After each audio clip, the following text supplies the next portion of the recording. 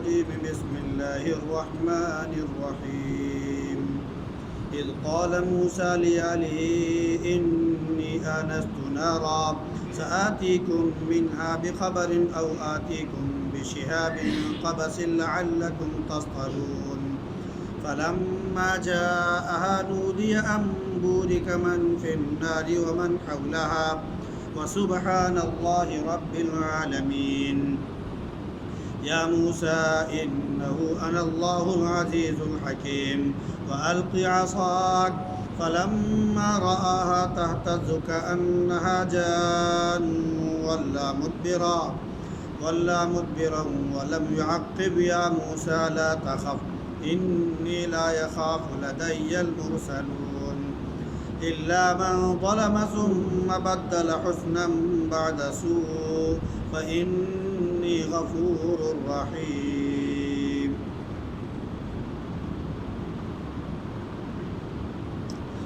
إذ قال موسى لأهله إني آنست نارا، جبکہ موسیٰ نے اپنے گھر والوں سے کہا کہ مجھے آگ دکھائی پڑ رہی ہے، شاید میں اس میں سے وہاں سے کچھ خبر لے آؤں، یا یہ کہ تمہارے پاس کچھ چنگاری سلگا کر لے آؤں تاکہ تم سینک سکو۔ تو جب وہاں پر گئے تو پکارا گیا کہ برکت رکھ دی گئی ہے ان لوگوں میں جو آگ میں ہیں اور جو آگ کے آس پاس ہیں، اور اللہ رب العزت کی ذات پاک ہے جو سارے جہان کا رب ہے۔ اے موسیٰ، میں اللہ ہوں، زبردست اور حکمت والا، اور اپنی لاٹھی پہ ڈال دو۔ تو جب انہوں نے اسے حرکت کرتے ہوئے تیزی سے دیکھا، انہیں لگا کہ جیسے کوئی بہت بڑا سانپ ہو، تو پیٹھ پھیر کر بھاگے اور مڑ کر بھی نہیں دیکھا۔ اے موسیٰ، ڈرو نہیں، میرے پاس نبی اور رسول ڈرا نہیں کرتے۔ ہاں، وہ جس نے گناہ کیا پھر اس نے بدلے میں نیکی کی برائی کے بعد، یقیناً میں بڑا ہی معاف کرنے والا، رحم کرنے والا۔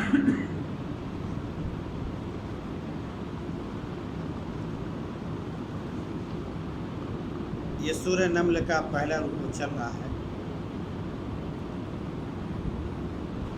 ابتدائی آیتوں میں پہلے قرآن کریم اور اس کی آیتوں کی اللہ رب العزت نے تعریف فرمایا کہ یہ کتاب جس کا تعارف تمہارے سامنے کرایا جا رہا ہے، اس کی آیتیں ہیں، اس میں ہدایت ہے، خوشخبری ہے مومنوں کے لیے۔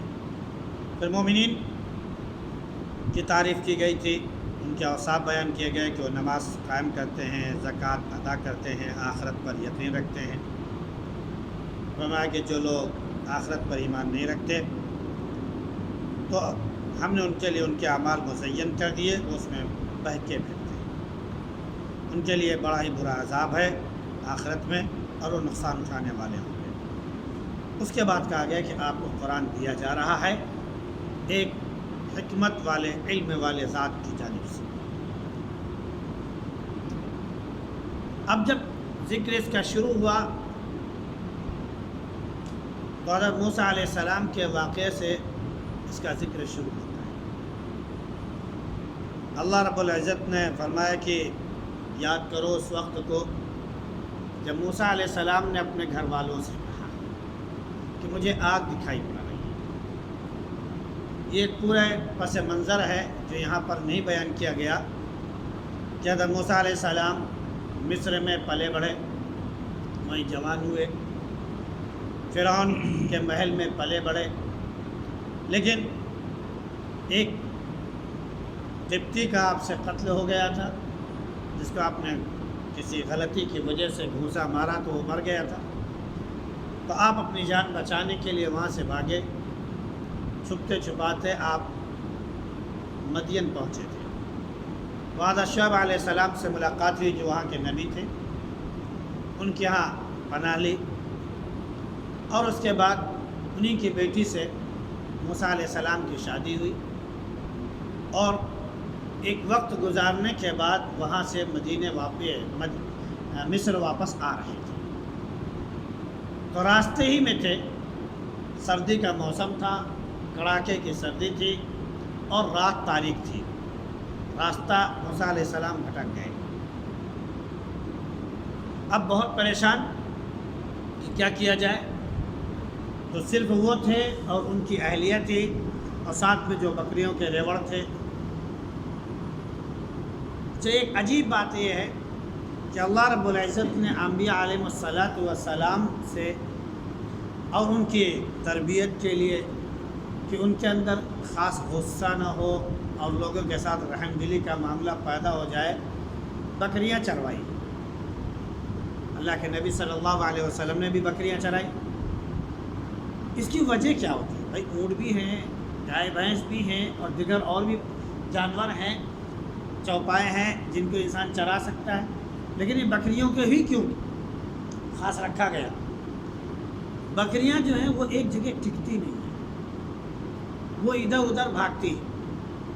2-4 بکریاں ہوں تو وہ پریشان کر کے رکھ دیتی ہیں، اور اگر 100 200 400 کی تعداد میں ہو، پورا ریوڑ موجود ہو تو سنبھالنا ایک مشکل کام ہوتا ہے۔ چونکہ امت میں ہر فرد ایک الگ ذہن کا مالک ہوتا ہے، اس کی فطرت، اس کی ذہنیت الگ ہوتی ہے، اور نبی کو سب کو سنبھالنا ہوتا ہے، اور پھر اس کے ذریعے جو قوت برداشت ہوتی ہے، اس کے ذریعے اس تحمل کے ساتھ سب کو دین کی تعلیم اور دین کی تلقین کرنا ہوتا ہے۔ تو ایک خاص مناسبت ہے جس کی وجہ سے اللہ رب العزت نے بکریوں کا سلسلہ نبیوں کے ساتھ رکھا ہے۔ تو موسیٰ علیہ السلام لے کے آ رہے تو مقام طویٰ پر پہنچے تھے، وہاں راستہ بھٹک گیا۔ اب جانا کدھر ہے، جا کدھر رہے کچھ پتہ نہیں، اور کس سے راستہ پوچھے اس کا بھی کوئی علم نہیں، بہت پریشان۔ ایک دور سے ان کو لو یا آگ کے لو اور اس کی چنگاری ایسا محسوس ہوا کہ کہیں جل رہی ہے، تو انہوں نے کہا کہ ذرا تم یہیں ٹھہرو، ہم جا رہے ہیں، تھوڑا سا وقت بھی لگ سکتا ہے، ایک دور لگ رہا ہے۔ تو وہاں سے 2 چیزیں تو معلوم ہو جائیں گی۔ ایک تو یہ کہ اگر کسی سے ملاقات ہو گئی اور آگ جل رہی ہے تو ضرور کوئی نہ کوئی ہوگا، تو کم از کم مصر کا راستہ معلوم ہو جائے گا کہ ہم کو کدھر جانا ہے، کوئی خبر ہم کو معلوم ہو جائے گی۔ ورنہ وہاں سے کچھ آگ لے آؤں گا، سردی کا موسم ہے، کم از کم آگ سے جو ہے ہاتھ پاؤں سیک لیں گے، کچھ گرمی مل جائے گی، اس سردی سے راحت مل جائے گی۔ تو موسیٰ علیہ السلام نے اپنے اہلیہ کو وہاں پر چھوڑا۔ اچھا، قرآن کریم نے یہاں پر ڈائریکٹ بیوی نہیں کہا کہ زوج، انہوں نے اپنی بیوی سے کہا، بلکہ موسیٰ علیہ السلام کے بارے میں فرمایا کہ اذ قال موسیٰ لأہلہ، اپنے گھر والوں سے کہا۔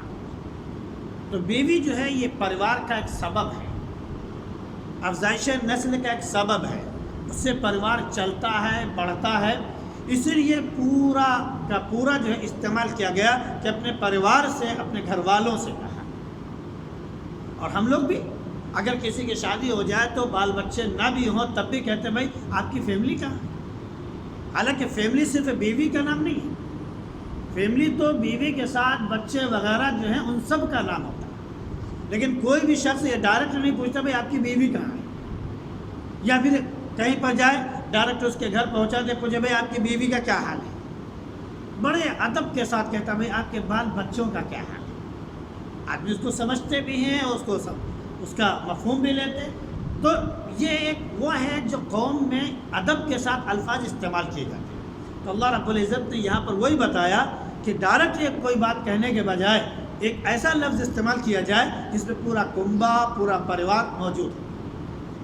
تو موسیٰ علیہ السلام کی طرف یہ خطاب یہ ہوا کہ اپنے گھر والوں سے کہا کہ ذرا ٹھہرو، ہم آگ لے کر آ رہے ہیں۔ تو اس امید میں گئے، لیکن وہاں پر کچھ اور منظر تھا۔ جب وہاں پر پہنچے تو دیکھا کہ ایک درخت ہے، اس میں آگ لگی ہوئی ہے اور وہ درخت جل رہا ہے، لیکن پھر تھوڑی دیر میں محسوس یہ ہوا کہ نہ اس کی لکڑیاں جل رہی ہیں، نہ اس کے پتے جل رہے ہیں، پتے اسی طرح سرسبز و شاداب ہرے بھرے، ٹہنیاں اسی طرح ہرے بھری، سب کچھ ویسے موجود. تو یہ آگ ہے، تو یہ آگ جلا کیوں نہیں رہی؟ اس چش و پن میں پڑے ہوئے تھے کہ اللہ رب العزت نے فوراً ان کو مانوس کرنے کے لیے کہ مانوس ہو جائیں، فرمایا کہ آگ کے اندر جو کچھ ہے اور آگ کے آس پاس جو ہے سب میں اللہ رب العزت نے برکت رکھی. موسیٰ علیہ السلام کو جب آواز ملی تو انہیں دیکھا کہ آگ کے اندر بھی شاید کچھ لوگ موجود ہیں، تو وہ فرشتے تھے. اور پھر اللہ کی تجلی اس درخت پر نازل ہو رہی تھی. تو آگ نہیں، وہ نور تھا. بعض جگہوں پر اس کو کہا گیا حجابہ النار، بعض جگہ پر کہا گیا کہ حجابہ النور، کہ وہ ایک پردہ تھا جو موسیٰ علیہ السلام اور اللہ رب العزت کے درمیان تھا. تو وہ پردہ آگ کی شکل میں یا وہ پردہ نور کی شکل میں تھا. تو موسیٰ علیہ السلام اس آگ کو یا نور کو دیکھ رہے تھے. اس لیے مفسرین نے کہا کہ قرآن کریم میں جو لفظ ذکر کیا گیا ہے وہ ذکر یہی کیا گیا ہے کہ موسیٰ علیہ السلام اس نور کو آگ سمجھ رہے تھے. تو فرمایا کہ انی آنست نارا، میں نے آگ محسوس کی ہے، آگ مجھے دکھائی پڑ رہی ہے. تو اس کو آگ سمجھ رہے تھے، تو قرآن نے بھی لفظ آگ ہی کا ذکر کیا. بہرحال یہ اللہ کا معاملہ ہے.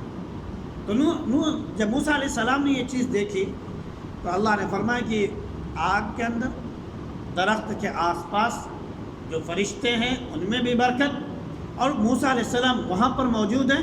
ومن حولہا میں موسیٰ علیہ السلام بھی داخل ہیں، لہذا موسیٰ علیہ السلام میں بھی برکت رکھ دی گئی. تو یہ مقام ایک خاص مقام ہے جہاں پر برکت ہی برکت ہے، اور جو لوگ اس میں سب کو برکت عطا کرتے ہیں. پھر اللہ کی ذات پاک ہے جو سارے جہان کا رب ہے. یہ کرنے کے بعد اب ذرا یہاں پر اور بات عرض کرنا چاہتا ہوں کہ موسیٰ علیہ السلام آگ لینے گئے تھے اور وہاں پر ان کو آگ نظر بھی آئی، لیکن اللہ رب العزت نے ان کو کیا دیا کہ آگ لینے کو جائیں پیغمبری مل جائیں. اللہ نے سراپا نور اور نور والی باتیں، نور کا ذکر ان کو عطا فرما دیا کہ لو تم جس لیے آئے تھے اس سے بابرکت، اس سے عظیم چیز میں تم کو دینے آیا ہوں. اللہ رب العزت نے ان کو نبوت سے سرفراز فرمایا. پھر اللہ نے فرمایا کہ اے موسیٰ، میں اللہ بڑا زبردست ہوں، غالب ہوں، حکمت والا ہوں. یہاں پر ایک بات یہ نہ خیال ہونی چاہیے، اب دل میں نہیں آنا چاہیے کہ اللہ کی تجلی اگر درخت پر ظاہر ہو رہی ہے تو ہم یہ سوچ لیں کہ اللہ رب العزت اس درخت میں حلول کر گیا. اللہ رب العزت جسمانی شکل و صورت سے بالکل پاک اور مبرہ ہے. اس کو کسی شکل کی اور کسی صورت کی کوئی ضرورت نہیں. یہاں تک کہ ہندو مذہب جو عقیدہ رکھتے ہیں کہ جب کوئی بہت تپسیا کرتا ہے، بہت عبادت کرتا ہے تو ایشور اس کے اندر حلول کر جاتا ہے. ان میں جو سناتن دھرم کے لوگ ہوتے ہیں وہ آخر میں اس مقام پر پہنچتے ہیں کہ ایشور کا کوئی آکار نہیں ہوتا. اور جو ایشور کو یہی سمجھ لے کہ اس کا کوئی آکار نہیں ہوتا ہے، صحیح معنی میں اس کو کہتے ہیں وہی اصل ہندو ہے، وہ سناتن دھرم کا ہے. تو اللہ رب العزت آکار سے، شکل و صورت سے بالکل پاک و صاف ہے. یہ تو اس کے نور کی تجلی تھی جو درخت پر نظر آ رہی تھی. موسیٰ علیہ السلام کو مانوس کرنے کے لیے یہ ایک آواز وہاں پر آئی. تو اللہ نے فرمایا کہ میں اللہ ہوں، غالب ہوں، حکمت والا ہوں. اب اس موسیٰ علیہ السلام کے ہاتھ میں ایک ڈنڈا، بہرحال جب بکری چرا رہے ہیں اور بکری لے کر چل رہے ہیں تو ڈنڈا تو ہاتھ میں ہوتا ہی ہے. تو اللہ رب العزت نے حکم دیا کہ اے موسیٰ، تمہیں اپنا ڈنڈا، اپنی لاٹھی ذرا زمین میں ڈال دو، پھینک دو. ایک جگہ سورہ طٰہٰ میں باقاعدہ پہلے پوچھا گیا کہ اے موسیٰ ما فی یمینک، تمہارے ہاتھ میں کیا ہے؟ تو انہوں نے کہا تلک عصای، یہ میرا ڈنڈا ہے، میں اس سے ٹیک لگاتا ہوں، میں اس سے پتیاں جھاڑتا ہوں، میں اس سے اور بھی کام لیتا ہوں، وغیرہ وغیرہ. موسیٰ علیہ السلام لگے ڈنڈے کے بارے میں بیان کرنے کہ اللہ کا قرب حاصل ہے، جتنی دیر حاصل ہو جائے. یہاں پر سیدھا کہا کہ موسیٰ اپنا ڈنڈا ڈال دو. موسیٰ علیہ السلام نے جیسے ڈنڈا ڈالا تو دیکھا کہ ڈنڈا جو ہے ایک نئی شکل میں نظر آ رہا ہے. ایک بڑا سا سانپ حرکت کرتا ہوا بڑا پھرتیلا سانپ نظر آ رہا ہے. قد قامت کے اعتبار سے بہت بڑا، جسامت کے اعتبار سے بہت بڑا، اور حرکت کے اعتبار سے بہت تیز رفتار، بہت سریع الحرکت. موسیٰ علیہ السلام کے دل میں خوف سے محسوس ہوا. تو اللہ نے فوراً کہا کہ موسیٰ، میری بارگاہ میں، میرے بلائے ہوئے جگہ پر جہاں پر میں نے برکتیں نازل کی ہیں، وہاں پر رسول ڈرا نہیں کرتے، آپ کو بھی ڈرنے کی ضرورت نہیں ہے. موسیٰ علیہ السلام کو فوراً اس بات کی تلقین کی گئی، تعلیم دی گئی کہ یہاں پر نبی اور رسول ڈرا نہیں کرتے. ہاں، ڈر ان کو ہونا چاہیے جنہوں نے گناہ کیا ہے، جنہوں نے ظلم کیا ہے. مفسرین نے کہا کہ موسیٰ علیہ السلام کو وہاں پر اس کا بھی خدشہ ہوا کہ مجھ سے ایک خون ہو گیا تھا اور وہ انجانے میں ہوا کہ میں نے تعدیباً اس کو ایک مارا کہ وہ سمجھ جائے، لیکن اس کا وقت پورا ہو چکا تھا، اس کا قصہ تمام ہو گیا. تو موسیٰ علیہ السلام نے سمجھا کہ ہم سے بھی ایک گناہ ہوا تو ڈرے. حالانکہ موسیٰ علیہ السلام کے اندر جو خوف پیدا ہوا تھا وہ سانپ کو دیکھ کر، ایک فطری بات ہے کہ انسان دیکھتا ہے کوئی چیز تو ڈر جاتا ہے. یہ الگ بات ہے کہ بعد میں وہ چیز اس کے لیے نقصان دہ ضرر ایسا نہ ہو. تو اللہ نے فوراً موسیٰ علیہ السلام کو بتایا کہ ڈرنے کی ضرورت نہیں ہے. ہاں، جو گناہ کرتا ہے وہ یہ بھی جان لے کہ ڈر تو ہے اس کے اندر، لیکن اس گناہ کے بعد اگر نیکی کر لیتا ہے، ثم بدل حسنا بعد السوء، برائی کے بعد فوراً نیکی کر لیتا ہے تو اللہ رب العزت معاف کرتا ہے. اس لیے حدیث شریف میں بھی اس کا ذکر ہے، اور ہمارے علماء کرام مفسرین اعظام بھی اس کے بارے میں بیان کرتے ہیں کہ اگر کبھی بھی کسی انسان سے کوئی گناہ سرزد ہو جائے، کوئی گناہ سرزد ہو جائے تو فوراً بدلے میں نیکی ضرور کرنا چاہیے. کیونکہ نیکیوں کے بارے میں کہا گیا ہے، قرآن کریم میں آیت ذکر کی گئی ہے کہ ان الحسنات یذہبن السیئات، نیکیاں برائیوں کو کھا جاتی ہیں، مٹا دیتی ہیں، ختم کر دیتی ہیں. تو کسی انسان سے کوئی گناہ ہوا تو اس کا اتنا ہی بدلہ ملتا ہے، یعنی ایک گناہ ہوا ایک بدلہ اس کا ملے گا. لیکن اسی وقت اگر کسی انسان نے کوئی ایک نیکی کر لی تو اس کا بدلہ 10 گنا ہوتا ہے. تو ایک طرف ایک گناہ کا بدلہ ایک طرف ایک نیکی کا بدلہ 10 گنا. تو اس نیکی جب 10 گنے میں آئے گی تو وہ گناہ خود بخود ٹھپ جائے گا، چھپ جائے گا، ختم ہو جائے گا، یا یوں کہہ لیے کہ وہ نیکی اس گناہ کو مٹا دے گی. تو ہمیشہ مومنین کو یہی کرنا چاہیے کہ پہلے تو گناہوں سے بچیں، ڈریں اور گناہوں کا ارتکاب نہ کریں. بالفرض اگر انجانے میں ہو جائے، کبھی خطا ہو جائے، چوک ہو جائے، فوراً جو ہے ہمیں نیکی کرنی چاہیے، فوراً بھلائی کرنی چاہیے، تاکہ اس کے ساتھ ساتھ ایک نیکی ہمارے پاس اسی جگہ موجود ہو. کیونکہ زمین انسان کے بارے میں آخرت میں بیان کرے گی. یومئذ تحدث اخبارا، جس جگہ انسان نے جو کام کیا ہے یہ زمین آخرت میں بیان کرے گی. تو اگر وہاں پر اس سے برائی سرزد ہوئی اور وہیں پر نیکی بھی سرزد ہو گئی تو وہی زمین برائی کے بارے میں بھی بتائے گی اور وہی زمین نیکی کے بارے میں بھی بتائے گی. تو فوراً نیکی کرنا چاہیے، اور جب نیکی زیادہ بڑھ جائے گی تو کامیابی تو انشاءاللہ یقین ہے. تو اللہ نے فرمایا کہ میں مغفرت کرنے والا ہوں، خواہ کسی قسم کا انسان کا گناہ ہو. یہاں تک کہ اگر شرک بھی انسان نے کیا ہے، کفر بھی انسان نے کیا ہے، لیکن اگر وہ اپنے شرک سے توبہ کرتا ہے، اپنے کفر سے توبہ کرتا ہے اور اللہ کی بات مانتا ہے، رسول کی بات مانتا ہے، اللہ کی کتاب کی بات وہ مانتا ہے، تو اللہ نے فرمایا کہ میں مغفرت کرنے والا، رحم کرنے والا. بھائی صحابہ کون تھے؟ آخر کفر میں ہی تو تھے، کافر اور مشرک ہی تو تھے، بتوں کو پوجنے والے ہی تو تھے. کعبے کے اندر بڑے بڑے بت رکھے ہوئے، 360 بت رکھے ہوئے، انہی کی پوجا کرنے والے ہی تو یہ لوگ تھے. لیکن جب اللہ کے نبی نے نبوت کا اعلان کیا، اللہ کی کتاب کے بارے میں ان کو بتایا، تو اس سے توبہ کی، رجوع کیا اور اللہ کے نبی صلی اللہ علیہ وسلم کی بات مانی، تو اللہ نے ان کو صحابہ بنایا، رضی اللہ عنہم ورضوا عنہ کا خطاب دیا اور فرمایا کہ سارے گناہ معاف کر دیے، اللہ ان سے راضی ہو گیا، وہ اللہ سے راضی.